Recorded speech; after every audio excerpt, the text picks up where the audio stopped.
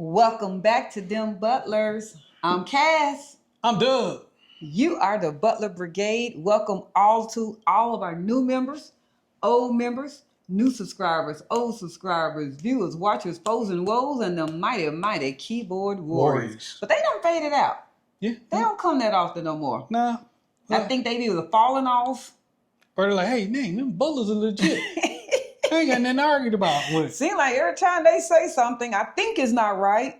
But then they help people piggyback on it and saying, we did exactly the process that y'all said. The brigade did that. The brigade did that. And keep in mind, y'all, we have said over and over again, our way is not the only way. No. The people that we used on our team are not the only professionals out there that you can use. We're just saying, build a team. And I think we've said that over and over again. And we're going to keep preaching build a team. Build a team. Build a team, build a team, build a team. There are 50,000 attorneys, probably 20 professional, well-known realtors out there that are, I'm sure there's more than that, but I'm just saying there's plenty of that. But there are people out there that you can use. We happen to obviously vouch for our two, which is Marcos Jimenez and Omar Ramsey and his associates and his whole team. That doesn't mean that's all. No. Matter of fact, we've met even more real estate advisors since being here in Panama that I'm sure they're great. Shoot, they're great people. But they're cool people. You know, we go by that philosophy of what the old people used to say. Talk what you know. Yeah. So that's all we do. We're just because they're, or even drivers and different people. I'm so glad that you're part of the WhatsApp chat group. When people ask for assistance in these areas, many people are happy to share just boom. I love their that brigade. Positive results with other people. So please know, we're by no means, don't get me wrong, Marcos Jimenez and Omar Ramsey are very happy that y'all call them for assistance. But just because we don't post other people, that doesn't mean there aren't other professionals that are also available. It just means we didn't have experience we didn't with have them. First-hand experience with them. We didn't have first. But folks in the brigade, they did. Y'all get people that's grateful and put it out there. Don't landlock knowledge. Just give it out freely. We love it. Good. We love it. And thank y'all brigaders. We appreciate that. Thank you everyone that attended the meet and greet that was in person for the July. You know what? Folks looking at this video going, who the heck are the brigaders? You think they are? I know somebody going, man, they keep talking about these brigaders and hey y'all, brigaders are either subscribers to the YouTube or people that are associated in the WhatsApp group. Okay. And they helping people. They helping. They ain't getting paid for it. They ain't getting nothing except the kindness of their heart. And we have more and more brigaders that are going from tourist to temporary and temporary to permanent. And I love when they share. Those dates of transition are getting shorter and shorter and shorter. I think somebody just posted one said 74 days from beginning to end in receiving their permanent visa status. We were 113 days. They knocked it out in 74 days. Y'all keep sharing, keep sharing, keep sharing. People need to hear that. They need to hear, gosh darn it, I guess what they say somewhat works. And I guess what the other people chime in and say, it somewhat works because they're now permanent visa status holders. Because that's in the end, that's all that matters. Really all that matters, how you get it. So thank y'all for always sharing. Thank you for being a part of the WhatsApp community. How do you become part of the WhatsApp community? Send us an email to DemButlers972@gmail.com. It is also in the description of this video, and I'll probably add it here in the ticker somewhere as well. The reason that we also like for you to be able to send an email is to control the spammers. But those that are in the Butler Brigade WhatsApp chat group, you can also invite people that you see. We've done some videos on that too. Basically, at the end of the day, you kind of like click the ellipsis, that's the 3 vertical dots, big words, kind of navigate from there. But it depends on what phone you're on and Android or iPhone, but you pretty much start from there and you can invite somebody. So. Yeah, what she said. You can always invite somebody. But we just finished a video with the wonderful owner of Daiquiri 23. Correct. And boy, was that a good one for business owner perspective. But there is something that he mentioned that had people going, what? Credit score? How do you get that? Because I got a credit score from America. I got a credit score from America. I didn't think everybody been saying that America stuff don't matter in Panama. And we're going to still hold true to that. It doesn't matter in Panama. You get to start fresh. And there were some nuggets that Mr. Carter, Jeffrey Carter, owner of Daiquiri 23, suggested and said that we're going to expand with, because his knowledge that we did our interview from was not coming from a knowledge or an area of let me tell y'all about credit. He wanted to talk about business. But since then, I have done research and received information back, verified information. That doesn't mean that what Mr. Carter shared wasn't accurate. I'm just going to expand on that as to what the verified information from the Financial Institute and the attorney team of COP Associates also see it in regards to that. Information is always subject to change as of the recording of this video today, and always consult your legal team. Because if you haven't learned anything about these videos so far from anybody in Panama, things are subject to change depending on who you go with and where you go and which bank, what type of visa status you're doing, how much money you're putting in the bank. You guys, there is really, I know Americans hate hearing that. There is no black and white qualifications process. But you ain't in America. But it isn't. It depends. And that's going to constantly be the word that you're going to hear in Panama. It depends on your situation. It depends. But this is somewhat of a process. Okay? Somewhat of a process. So, in watching the video, if you have, and I'm sure you watched the video, surely there's not a video out there that the Butlers put out and you didn't watch it. But in watching the video, one thing that Mr. Carter said was, yes, Panama does have a credit rating system. They do. And yes, he happens to have credit in Panama and has used it.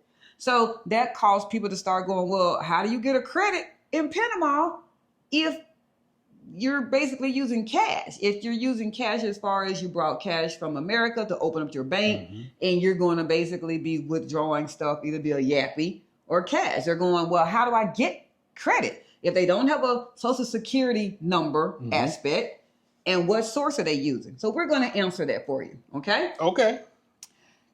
Your credit number one is going to be routed with your e-cedula number. That's number one. Or if those that don't go further into going to get the e-cedula, but as Marcos Jimenez even said, there's no reason for you not to get the e-cedula. You're only hurting yourself. It's one more step that your legal team should be assisting you with under the Pensionado Visa to get the e-cedula. It's just one more step. You might as well get it. But if you stop at the permanent visa, it is then your passport number, okay? But it goes further than that. That's what your number is going to be routed, not your passport. There is no reason, as Marco said. Yeah. I mean, I can't tell you why you would stop, but some people, I guess, don't want to go get their e-cedula. Who knows? So Equifax is the primary credit bureau used in Panama. It is not the same Equifax as the US of A. So Equifax Panama. And it's Equifax Panama. Lenders, landlords, employers, and even some utility companies may consult your Equifax score to evaluate your financial trustworthiness. Nothing changed about that in regards to anything else. Again, they said some, not all, before anybody starts hitting up going, I didn't have to do a credit report to get Natterjee Energy. We didn't either. The key word they said was some. Natterjee Energy is not the only company that is here, and who knows what it is that they might use in the future, whatever. I don't know. Unlike Experian, 0 to 850 scale in the U.S., Equifax in Panama uses a scoring range typically between 150 and 950, though the exact scoring model used by lenders can slightly vary. What is a good score, bad score? Well, I just told you it's between 150 to 950. So here's this. And by the way, if you would like to see this in a PDF in our knowledge folder in our WhatsApp group, this will be there. So you don't have to write this down. Stuff that's already there. It's going to be there in the WhatsApp group. If you don't want to join the WhatsApp, you're missing out on some of the pertinent information that we give. And for y'all that's been watching us since day one and you haven't joined the WhatsApp group, you're really hurting yourself, because we always say you don't see previous information until you join the community. So if you've been watching since day one back in February, all this information, you missed a lot of information. And it's not just us that add information. The brigade. It's people who also find other things, they add information. But here we go. In Panama, you start with a perfect score, unlike the U.S. The reason I'm only speaking in relevance to the U.S. because that's the area that Cedric and I are familiar with. There might be other countries that also you start with a different credit score system than the U.S., but that's our history and that's our familiarity. So in the U.S., you have to build credit. In Panama, you're granted credit on a perfect level if you do these items, okay?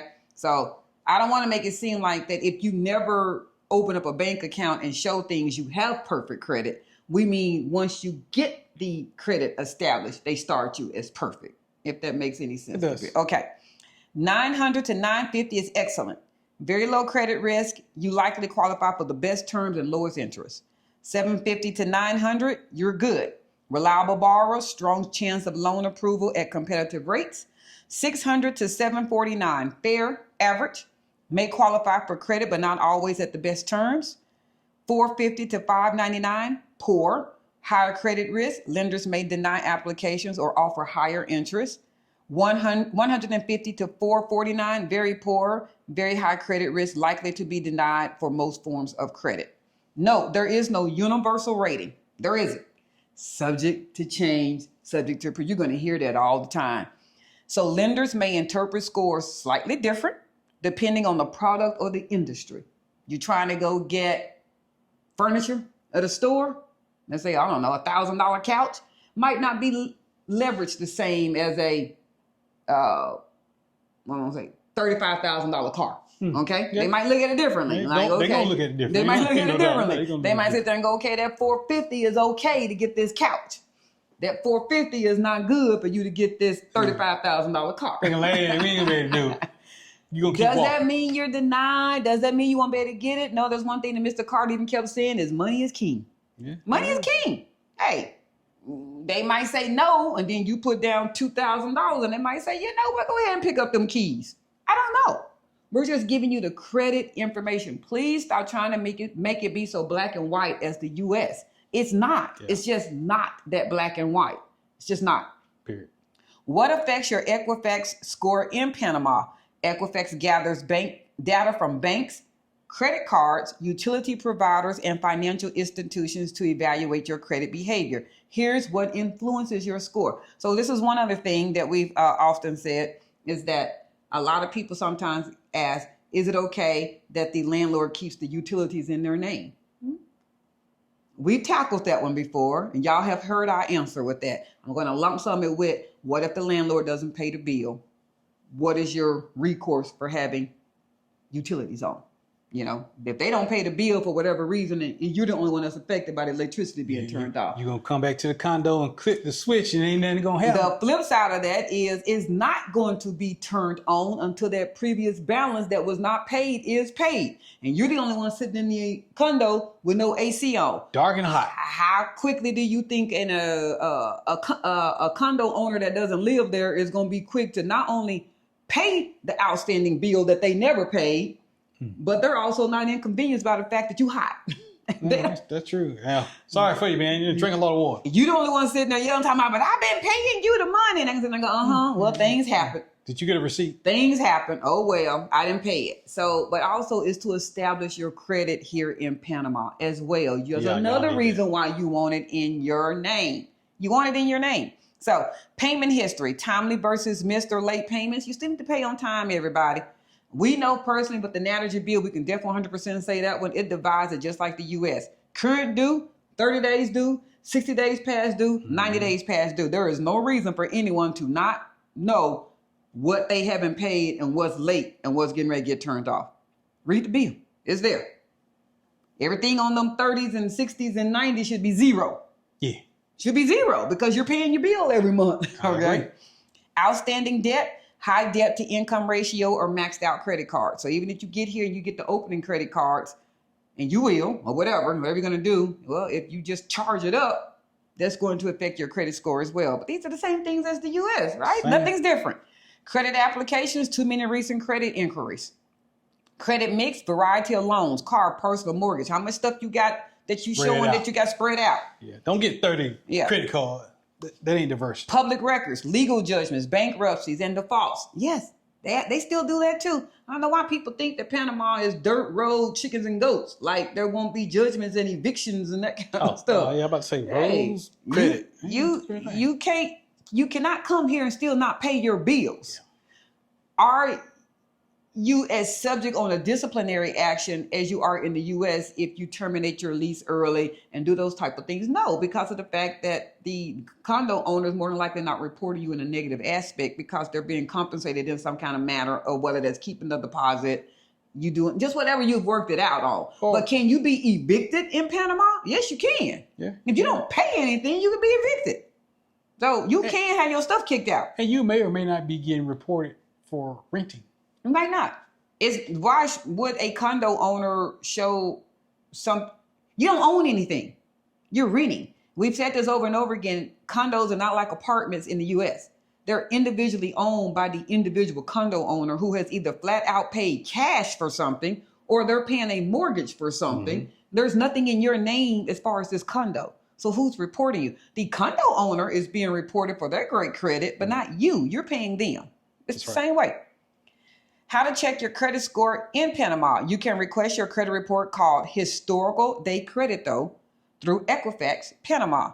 Website, www.equifax.com.pa. No, if you don't have any credit, there's nothing to report. But that's great maybe for people that's lived here 2, 3, 4, 5 years to make sure that nothing is in your name. It's a great thing. Mm-hmm. Not trying to talk about something that Mr. Carter hasn't shared openly himself. Unfortunately, he had a, not hack, what is it called? Identity theft. Identity theft. Yeah. And this was before he had established credit. He recently has established credit, but this was before he actually went and established credit. In his mind, there shouldn't be any credit in his name. In establishing credit, he noticed that there were 2 cell phones in his name. So even those of you that have happened to have been here for years, months, whatever, you probably shouldn't have gone, but I've never had no credit. You might want to pull your credit, as they said, to verify. It should say no credit, logically, if you don't have any credit. You shouldn't have any lines of credit in your name in Panama if you don't have any credit.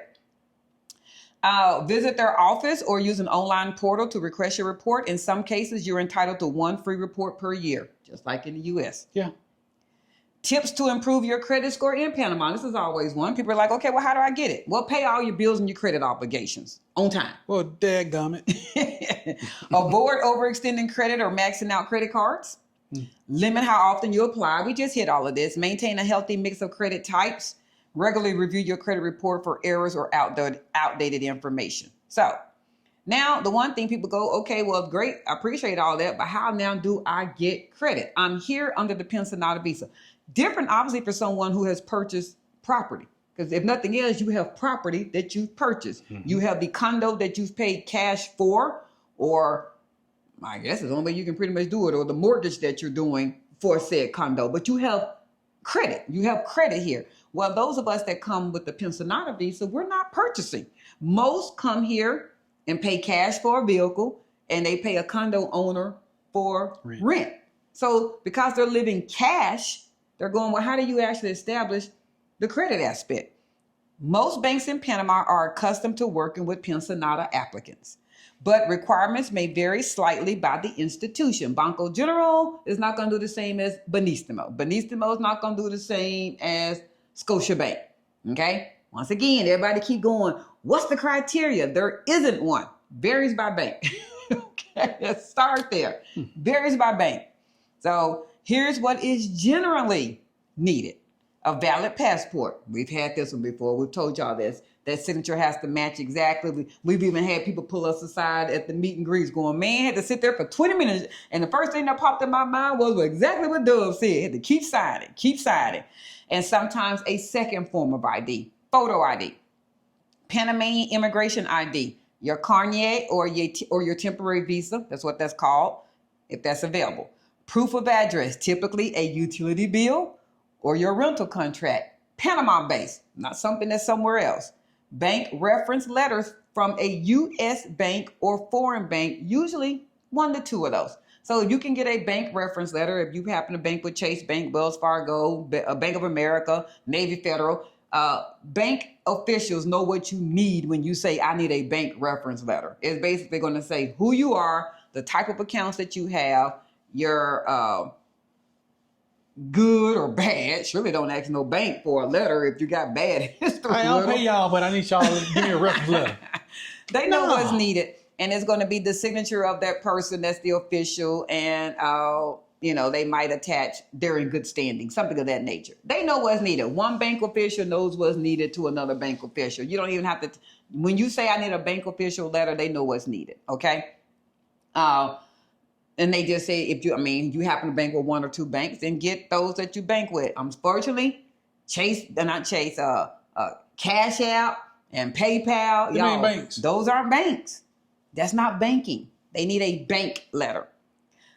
Personal reference letters sometimes required from a professional or a lawyer. We've actually assisted this before. We've handled this before when we talked about how do you open up a bank. Well, you typically, when you open up a bank account with a bank here in Panama, you need somebody to vouch with you. Hence why paying your attorney or their team, because you just moved here, you don't know anybody, why their presence there is vouching for you. People think that they're going there with you to smooth out the process. They are.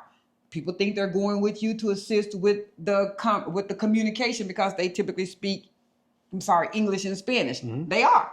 But they're also there to vouch for you. The bank official is going, we don't know these two people sitting here in orange. They're good. But Marcos Jimenez standing behind them is saying these good people, and here go their letters, and here go their pension letter, and here's why they're good, and they're going to process that account for you. That's why. And then your initial deposit. We're not even going to get started on that because it's two variants. Mm-hmm. If you're a solo person, if you're a person with dependents, but you're going to need some money, okay? Whatever that amount is, you got to open it up with money. On hand. Not a wire transfer, not a check, not a money order. That piece of paper means nothing to anybody here in Panama and they bank. Cash, what folds, what can flip over, what you have in that bank cash, what are you opening it with? Some banks require you to appear in person to complete the process. Again, not up for debate on that. We just said some. So now that you did all that, you got that part. Where does the credit part come from? Okay, Cass, I done did all that. I'm still not understanding how do I get credit though? Good question. Mm-hmm. So Panama is a cash-heavy society. What does that mean, baby? Hey, that's what folks got. But having a local bank account, a debit card, and eventually a credit card or loan history is how you build credit in Panama. Paying things with cash, great and wonderful. But if you ever want to build credit, you don't have anything that says you're a good payment person because you always pay cash. You were never late, but you don't have any history. To establish credit, many banks require steady, local, or foreign income. Well, how do I have income, Doug, if I'm a Pensionado Visa holder and I have my pension letter? What's the income? Oh. He's like, this is a test. Yeah, it is a test. It's your monthly dividend that goes into that account. So, or not so much that account, but because you might keep your American bank. You might keep and that's where your payment, your retirement goes, and then you feed that via wire. Yes. To here. So it's two parts. So for us personally, Cedric does not have his pension, retirement, any of that going directly into a Panamanian bank. Okay. He funds the Panamanian bank from the U.S. bank. Right. But he presented the letter. So the same letter that you're applying with for your Pensionado Visa, whichever form of income that happens to be, Social Security, pension letter, VA disability letter, whatever that letter is, that's the letter that the bank needs to also see. It is obviously to your better increment to have that be the higher. If you happen to be one of those people that happen to get 3 different forms of payment like Cedric does, make it be the higher one. Mm-hmm. Why would you want it to be the least one? I mean, I don't even know how that's useful to you to be the least one. Make it be the higher one. So that's one thing. That letter, however you're qualifying, as well as opening the account with more money. Remember when we were interviewing Marcos Jimenez and he said the reason that he and COP associates like for you to add more money than 1,000 is to show your stability, that you're okay, that you're credit worthy. If you happen to want to open credit that day and that you're only going to open it up, I'm making this number up with $100 that bank said you need. They said 100, I'm opening it with 100. But you have an envelope that has $10,000 in it. I'm just making that up. You have an envelope. You have that. Why did you open a bank account with just 100? Because I can. Why did you do the minimum? To that bank, they're not even going to offer you a credit card. They said they're going, man, you ain't got no money. Well, you have no money. We said it's a minimum required to open it with 100, and you gave us a $100 bill, and you sat back and said, "Showed y'all." You said 100, I gave you 100. And we ain't gonna give you nothing else. All right, you gotta and open baby, account. Put the rest of that $9,000 back in your pocket or whatever you do. Why? Your hands out my pockets. Open it to the legal amount possible to open it with. Okay? Seneca's had this conversation before. That should be $99.99. Don't hit the 10,000. Don't hit 10. Don't ever hit 10. Okay? Open it with the high, if you have it. Everybody's in the home going, baby, I don't have $10,000. Okay? Well, with the highest amount that you have. Right. The highest cash amount that you have, open it with that. Right. But don't open up at the minimum. That's all she said. They're not going to give you credit. Don't open it at the minimum. Not if you looking to establish credit. If you're wanting that day in the bank to establish credit, open it with the maximum amount of cash that you have along with your qualifying letter. Okay? In addition to that, any local bank from the U.S. transaction history. So whether that's the letter from your bank, we just said that, get that. That's if you have good standing with your bank, get the banking official letter. Get that. If you can't get that, no, you go into some of these banks nowadays, they're not manned by a human anymore. Right. And you don't feel like work. Well, the one thing we all got access to is your bank statements. Even without a person, you should be able to log into your bank and get 6 months of bank statements. One thing about Panama, USD dollars is USD dollars. They know how to look at that bank statement and go, they keep $15,000 of recurring revolving money in that bank account. They keep $5,000. They keep $50,000. They looking at it. They can see your statements. There is no translation of that USD dollars to USD dollars. They can see it. Print 6 months of your bank statements then. Okay? Okay. If it's in the positive. If your bank statement show that you bounced checks. Okay, wait. If you're bouncing checks or you're in the negative, you shouldn't even be looking at establishing credit for here. You need to clean up. Well, it's a double-edged sword. If you can't get a positive letter from the bank officials and your 6 months of your bank history shows that you truly right now are at negative $1,500 in your bank account, today is not going to be the day to open up credit in Panama. Yeah. You're going to have to just wait until you can build good banking history in Panama. You're going to need cash. You're going to have to just keep feeding your bank account in Panama until you can get good credit in Panama, that your local Panama bank is now not going to need your U.S. bank history. Are y'all keeping up with me on that? So if you have just, for whatever reason, you've had bad banking history in the U.S. and you're sitting there going, well, I ain't got no good history, then you don't present bad history to a bank that needs good history. You're going to have to start fresh in Panama and keep feeding your Panama bank with good banking information.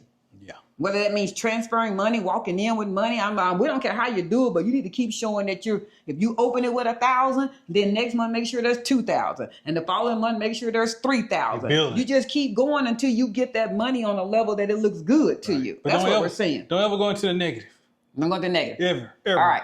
So everybody got that one. Here we go. That's what the deposit. That's what you need. And with some people, you might be able to open it up with a secured credit card. If you when you go in with your 1,000 to open up the bank account, get them to get you a $2,000 secured card, because you're basically not going to give them $3,000. Does everybody understand how a secured card works? That means that you're not necessarily establishing credit. Your credit is being loaned against the amount of money that you open it up with. Right. With the intent that later on the bank's going to go, hey, we're going to increase your limit without you increasing the funds. There you go.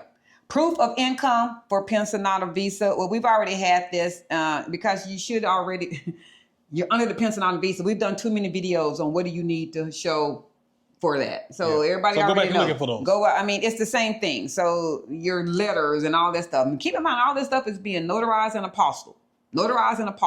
But if you're done the Pensionado Visa process, nothing that the bank is requiring you to bring is different other than the bank reference letter and or bank statements. That's the only thing you're hearing that's new.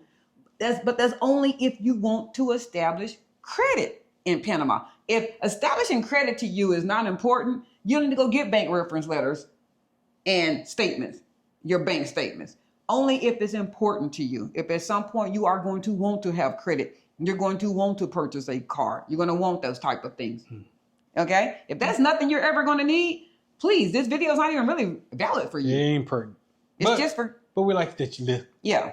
We do like that you're listening. Yeah. So, examples of the U.S.-based income, we've already said this. That's a request benefit. So when I said that you're going to need to show how is it that you have that forever money, well, this shouldn't be a surprise to you. It's whatever the money is that you are getting under your Pensionado. It's that letter. That's right. But in case it's not connecting with you, it's the letter that you're applying for the Pensionado Visa under. You're not coming up with anything new. It's everything you use for immigration purposes.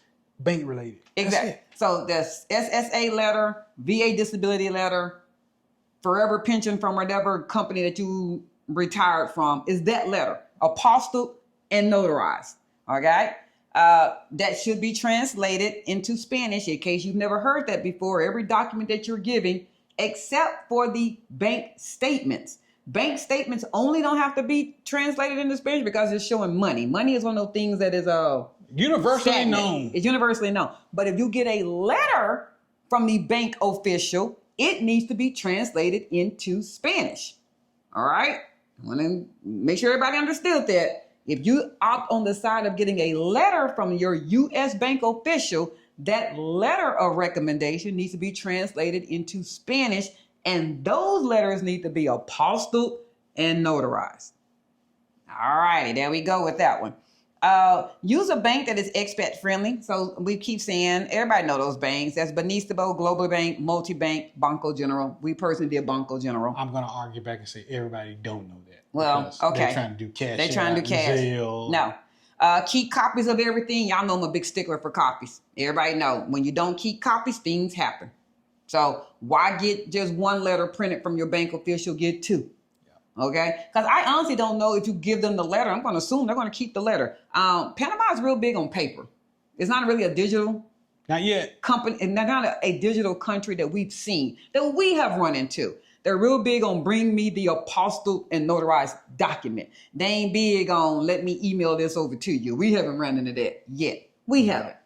So, and then you need to keep copy, need to maintain your deposit pattern. So we just said that. If you're going to personally be trying to build credit in Panama and you didn't have good credit in the United States and you want to start fresh here in Panama, but you can only open up your bank account for the first time with $1,000, well, then the next time that you get your next month's stipend, send it and add to it. Don't keep bringing that $1,000 that you opened it up with, bringing that down to $100 by the end of the month. Yeah. You need to keep adding to it, whether that's you just transferring or wiring money from the U.S., whether that's you walking cash into it. Wait until you do the 3 to 6 months of adding money to your Panamanian bank before you walk in there and try to get credit with the Panamanian bank. Because you want your average daily balance to be as high as you can. Mm-hmm. So that's why you keep adding to it. Because you are subtracting from it, but you need to be adding to it as well. That's correct. So I do have this in the checklist. As I said, it's going to be added into the knowledge group. Nothing new that you haven't seen or heard from before. I really do hope that helped people understand the credit process and what it is. I think some people are somewhat overthinking it. We were asked this question. I'm not putting this person on the spot, but he was basically asking, so he's employed today. Today he's employed. Making this number up. He didn't say this is how much he made. I'm just saying this. Let's say he makes $6,000 a month from his employer. That's how much he makes now. He's employed today, but in 6 months, he's going to be retired. And in his retirement, he's now going to make $2,000 a month. He's wanting to know, can he submit his bank statements showing his $6,000 a month going into his current U.S. bank account to get the higher credit now? And the answer to that is no. Why is it no? Because you still need the pension letter to go with it. Going in there with 6 months of U.S. bank showing I have $50,000 in the bank right now today, but I'm not retired. I haven't did the pension process. Good for you. I haven't done anything. You're just like, hey, attorney of mine, I'm getting ready to send you these 6 months of letters showing I got $50,000 in my bank account for the last 6 months. Go ahead and open up me a bank account. He or she can't. You don't have a pension process yet. How are they going to open up your bank account if you're not doing friendly nations visa, purchasing property, or you're here to establishing your Pensionado Visa, which means you have a pension letter? They also, and it says it in the instructions, they want to see 6 months of your pension going into the U.S. bank account. That's a key one there. Don't try to beat the system by showing 6 months of your income from your job that you just retired from going into your bank account. Does it hurt? It doesn't hurt you, but I want this to be clear. You do definitely need to walk into the bank with the maximum amount of cash to open the account if you want to be receiving good credit from them, if you're just now starting the Pensionado process. By that, I mean, if Cedric had retired, he didn't, but if he had retired in February, this year when we started our Ooh, visa I wouldn't have process. made it that long. Oof. If he had retired in February and he has just retired, he has his letter saying this is what you're going to get in a pension, but he hasn't received his first pension check. They don't see any deposit history. They don't see deposit history. Man, you just made that up. That's really not helping you establish credit in Panama, because when they look at the bank statement, now these aren't stupid people, y'all. These are banking professionals. They're going to look at the statement and go, we don't see this maintenance number. We don't see this $2,000 payment going into your bank account. We see a regular paycheck going into you. Where's the $2,000 payment going in your bank account? Oh, I don't have that yet. I don't start that till February. Okay. Well, when you come back in February. You come back. So that's why we're saying don't overcomplicate it. I think as Americans, man, we like overcomplicate. We try to overcomplicate it. We want it as easy as possible. We want it on as quickly as possible. But it can't be as easy as possible, because when you get the right team, they gonna give you the order. Right. They are gonna get, but you can't beat it. You're not gonna be able to beat it. You're not helping it out by interjecting yourself, because all you're gonna do is slow your process down. And so when you're asking questions, which are all valid questions, they're valid. That's not the process though. And we want it to be the process, but it's not the process. You have to have your visa. Which one? There's only two. Really, there's only two. I mean, there's more, but you're not here on the work and you're not here on the student. So, okay, you purchase property or you have a pensionado visa. Well, how do you have a pensionado visa if you're still employed? That's what I'm trying to get you to understand as far as your question. Your question was a good question, but how do you have a pensionado visa if you're still employed working in the States? You can't have a pension. I'm going to tell you how. Mm-hmm. You're a retired military. There you go. So you have your retirement, but you work for another company. Well, you're using your retired military and you can get the pensionado. Right. But you still work, but you can't combine those two incomes from your job and your retirement. There you go. You can't do that. But you are applying under the pensionado visa based on your retirement from whatever entity that you have retired from. They don't care. They don't care if you working for somebody and they pay you $1 million a second. Ooh. But your military shows you make $3,000 a month. Your letter said you make $3,000 a month military. And you can show it. It's not hurting you that you make $1 million a second from your job. But they ain't going to count that. And if you're making $1 million, say, hey, we need to talk. So it's not hurting you. It's not helping you. It's great if you're also applying it as leverage, showing you are a great contender for credit. They might also look at that letter showing you make $1 million a second and go, that's good, but you open this account with $3,000. To them, they'll also be like, well, why'd you open an account with $3,000? You make $1 million. That's why we're saying it's not helping you, it's not hurting you unless you're going to be opening the account with more money. Mm-hmm. Makes sense. But it doesn't make any sense that you're going to open the account with $100, but you make $1 million a second. Then why? Why'd you open it with $100? Because I wanted to be cheap. Probably. I want to hold on to my money. So don't overcomplicate it. Yeah, you're overcomplicating. Really simple, it is so simple.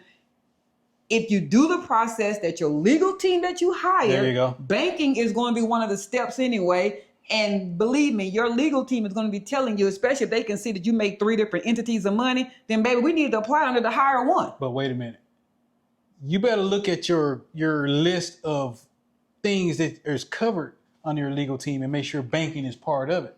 All right. Because your lawyer might have a bargain basement lawyer that's good at immigration, but he didn't charge you for getting a bank because you never said you needed a bank. Translation, banking, lease review, because they should be working with your real estate advisor, getting your actual health document. We've been asked about that one a lot as well. I'm going to keep telling everybody, don't stress on that one. Your attorney should have already advised you. There ain't nothing to be stressed about. Getting your driver's license. Now keep in mind, these are line item things that they're helping you with a fee. But if you want a bargain basement pricing because you didn't like the Bentley of the package, you wanted the Yugo of the package, then no, you don't have that included in the Yugo price. You said, hey, that Bentley too much. But then you come to find out, at the end of the day, we are going to need the Bentley. Yeah. We're really going to need the Bentley. So to not have paid that at the beginning, you're going to have to pay it at the end. You still going to have to pay it at some point. You're going to have to pay. But the only thing that you won't have to end up doing is a driver's license, because that's really up to the individual if you want that or not. banking at some point, I'm telling you, you're going to want to open up a bank. You are. And you didn't want the attorney to include it in their step, but then you're asking people, hey, y'all, how do you go do this? Does anybody know a translation person? Does anybody know somebody that can go in there with me and sit with me and open up their bank account? And at the end of the day, when you did all that piecemeal, the attorney, the legal team would have been cheaper than you doing piecemeal at the end of the day. One thing here, one thing there, one thing here, one thing there. But I get it. You don't know what you don't know. That's why we're here. Yeah, and people keep telling us a lot of times we're one of the few people that they can come to for knowledge that allow them the information that is forthright and transparent. And we appreciate everybody telling us that, but that was truly the basis of our channel, was we couldn't find free information that told you step by step by step by step by step. So I'm going to give you a little bit, and then it would say, contact us with booking to give you more information. If we know it, we're giving it because we found out about it. One of our next videos we'll be doing is, although we were eligible to get the discounts during our temporary and our permanent visa status, a company providing that to you, they don't have to. Technically, they don't have to give you the discounts on utilities until you present that e-cedula. Right. So why even push it? Getting it and being granted it during your temporary and your permanent, that's wonderful. Anybody that's ever had it granted during that time, happy for you that you got your Tigo discount, your cell phone, your utilities, all that stuff. We like giving people the steps that are done in the correct and proper order. You being granted those discounts by doing it out of order, that just works to your benefit. That works to your benefit. But for us, these are the steps. Once we get the e-cedula, we will then tell you how we were able to get the discounts with our utilities, which is only really 3. That's internet, phone, and electric. That's it. That's only 3 bills we got. That's all we have. So those are the only things that we're going to be able to tell you how do we then get the discount. Now going forward, getting discounts from restaurants and retail stores, well, that's just a matter of you putting your e-cedula down and asking for the jubilado discount. Jubilado. Well, Dove, you look so young. Especially, I was just going to say, especially if you don't appear in age to appear to be receiving a retirement discount. You might have to request it vocally more than just putting your card down. It should be granted. The e-cedula allows you discounts. But because you've heard even Marcos Jimenez saying, you can be 18 years old and have the e-cedula. You can. So visually, that person at the retail store might be like, baby, you ain't retired, you 18. Yeah. Well, I have a retirement visa. I have a retirement visa. And that's the only requirement. If they don't feel you look outward-wise a retirement age, you might have to vocally say and add my discount to this purchase because they might not do it frequently. They don't know what you're throwing that e-cedula down for. Sorry, that's not a credit card. Appreciate you. So don't be offended by that, you guys. Even Marcos had stated on that a lot of locations are not used to younger looking people having the e-cedula and receiving the discount. They're not used to it. So you might have to educate every once in a while. It's no different than if I appeared to be 18, 19, 20 years old and I was trying to get an AARP discount at some place. I'm just saying that you might be asked, baby, how you this senior citizen day? You 20. It's kind of the equivalent of that. Okay. It's like you might have to say a little bit more than that. You're legally qualified. That's all you got to worry about. You're qualified to get it. Yeah. You're qualified to get it. But technically, when you have the temporary and the permanent, you're not qualified yet. Because you don't have the e-cedula. You got to have the e-cedula in hand. You're not qualified. That doesn't mean, oh God, here they go, baby. No, you already said. Some have done it, and that's great. But hey, don't push the matter until you get your e-cedula because that's when you can do it. And then some of y'all arguing over 30-cent discount. Come on, man. Pay it. Just pay it, baby. It's 30 cents. Just pay it. I'm not getting worked up over 30 cents. Yeah, if you need 30 cents, I'll get to you. Just pay it. Yeah. All right. We hope that really explained everything about the credit. We have some more events that are popping up that's going to be behind this video. Yeah. I already going to let y'all know right now. Chef Dave, that event, I'm going to put it in there that we're having it, but he has 1 seat left. Can I make a little adjustment to it? We have events that she's about to post, but it's events we're attending, not events that are ours that y'all are paying us. No, we're going to the Panamanian community, and there are businesses that they're putting on the event. Correct. And we are inviting the brigade to come out and try to sell it out. Yeah. Or attend. And if you're here locally, you already have seen, if you've come to anything that we say the Butler Brigade is going to be there with, when we say we're coming, we come heavy and enforced. I appreciate that about the brigade. Oh, man, we awesome. love that about the brigade. We're trying to make it be that everything is not going to have a cost associated on a high end. We're trying to do, hey, we had a concert that we attended last night. The tickets were $10 if you attended. We have a dance class that's offering us that basically the first 10 are totally free. But if you sat there and you're saying, I ain't going to respond, then Lose, you lose. You weren't free. I mean, you weren't free. You weren't free. You didn't respond. But, these businesses are contacting us and we're getting the name out there ourselves. They are even coming to us directly. Like, how can we get you guys to come and support our business? And when we can come and think of something that's neat and interesting, we try to come up with something. But there's been offers for some stuff people like to do that's free and that's a lower evaluation, whether that's a book club, those type of things. Don't just wait on us to start it. Just throw a suggestion. We appreciate the the ability of kind of waiting for us to start it. Oh, yeah, but if you have an idea, start it. Throw it out there. Sit there and go, hey, y'all, I'm going to be starting to do brews and books. I don't know, every Monday. And we're going to get a book off whatever, Amazon, or go to a local bookstore and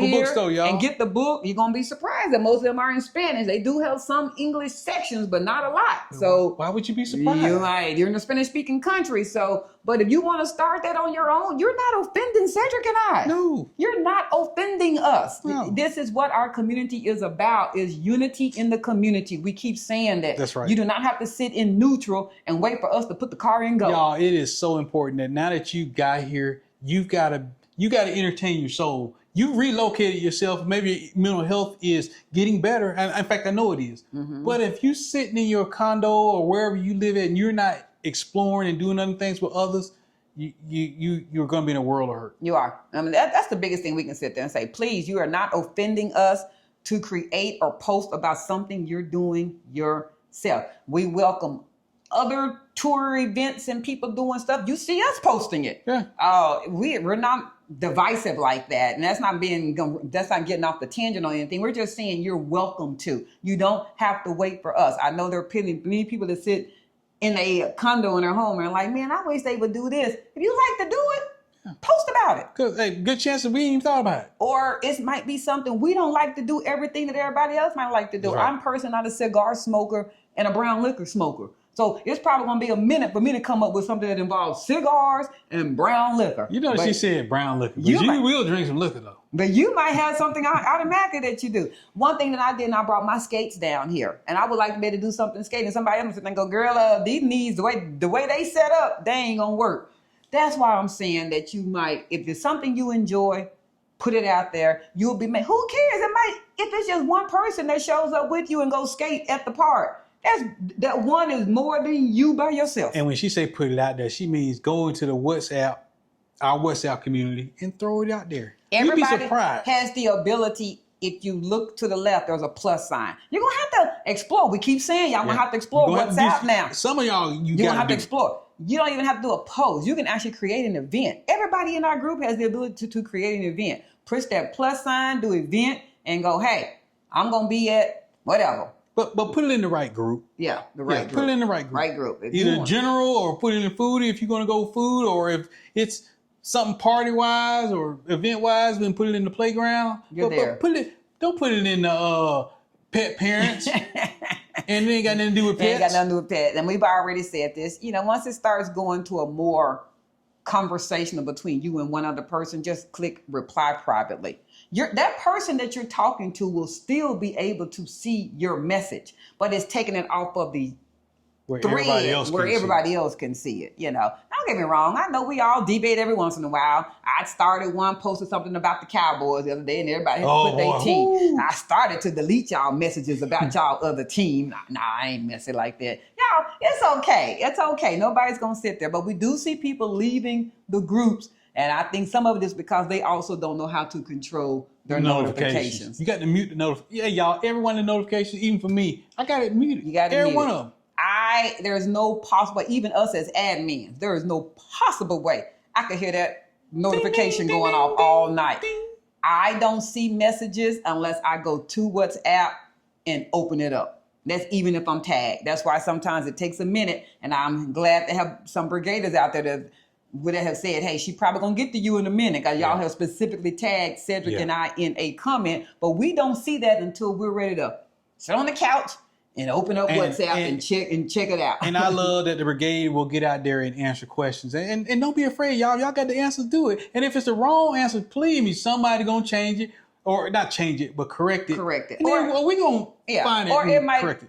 I hate even saying wrong. It was the right answer for their situation. Right. But don't make it be so black and white. You know, it was the right answer for their situation. Their situation might have said they only had to open a bank account with $100. And somebody else might say, well, my bank account had to be $5,000. Again, we keep saying it was the right one for their situation. And now when they're looking back at it, if they wanted to establish credit, they really did need to put more money in the bank account. But maybe your attorney didn't tell you that you want to open with 100, you open it with 100. You asked for what you wanted. That was it. I didn't know you wanted some more. Yeah, I didn't know. Which is why you should have a very good, detailed conversation with your legal team. You really should. So anyway, today's question, Mr. Butler, it is, will you be coming to Panama when you get here and want to establish credit? Or are you okay with the cash basis society? For us in particular, we did straight cash. Although we opened up a bank account, when they literally offered. I messed it up. They asked Cedric, do you want to open credit card? And I think he still had the U.S. mindset of, one, I'm going to have to unfreeze my credit report. Mm-hmm. Two, I don't want it to be a hit. What do they call it? I see it. Hit on my credit. There's a thing they call it. I forgot what they call it. Mm-hmm. And he's still having the mindset of, you're going to have to pull my U.S. credit. That's not what they were doing. Yeah. At the time that they asked them, did you want to open up credit? It was truly based upon the amount of money that you're putting in this account, and based upon your letter of your Pensionado Visa, you get credit today. Yeah, I messed it up, but guess what? I can go back and fix that. There would not have been a credit pull. And he also had the mindset, I have 20 U.S. credit cards in my pocket right now, 20. Why do I need one in Panama? Well, because of the fact you're never establishing credit in Panama. That's right. There just might be a time that you need to get something on credit in Panama. And they sitting there going, unfortunately, I shouldn't say unfortunately, it's the same as the United States. No credit in Panama, no credit whatsoever in Panama is bad credit. Even if you just get one line of credit and don't use the credit in Panama, you have perfect credit in Panama. It's different than the United States, where you can turn 18 and go get your first credit card, which you probably won't go get your first credit card because you don't have no credit. Mm-hmm. You have to establish credit in the U.S., where in Panama, you open credit with money. Right. You open credit with your... in the U.S., we start from the bottom and have to work our way to the top. And here in Panama, you start at the top, and all you can do is mess it up and go down. But if you are going to open credit in Panama, keep good credit. Yes. Because now if you ever need to use that credit, you don't have good credit, okay? You don't have it. But if you open it, keep it good. And if that's not your financial area, then don't go open credit. There you go. Good.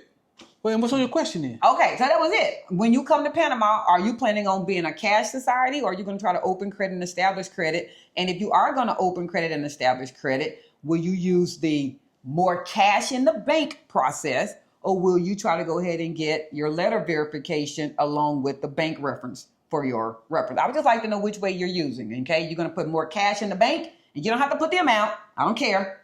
More cash in the bank, or will you do the bank reference and the actual banking letter information? So with that, like, share, follow, comment, subscribe. And with that, we're out. Peace. Peace. Money. Dinero. Dollar.